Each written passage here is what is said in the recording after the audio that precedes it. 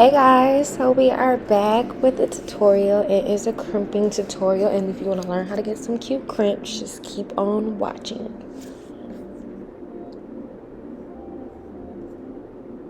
Okay, so first we're going to get into sectioning. I section my wigs into 3. I separate the right side, the left side, and then there's the back side, and you just want to have like some clips.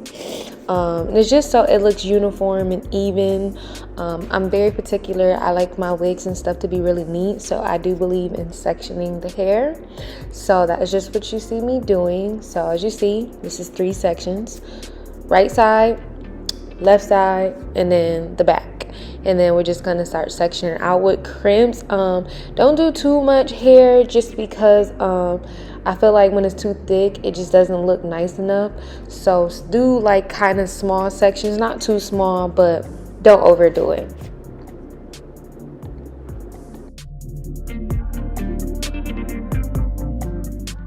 Okay, and so the holding spray I use is Got To Be, or I use Sebastian Shaper Plus, or I use Tresemme. But in this instinct or this video, we're going to be using Got To Be. And what you want to do is just spray a little, take a comb and comb it through. Now don't overdo the spray. I only do a little and I comb it through specifically because I do not like hard crunchy crimps, but I want to use the holding spray, so yes, they can hold a little bit, and yes, that they can last a little long, but don't overdo it. And then like, y'all know that look where like it's them crunchy ugly crimps. Don't like that.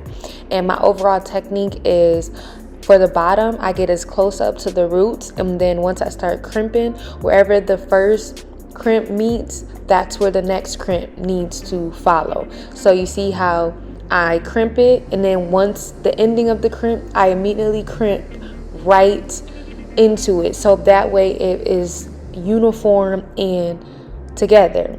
You don't want to like crimp it and then skip like 2 rows down. No, you want to make them meet together evenly so that it looks nice and it looks neat.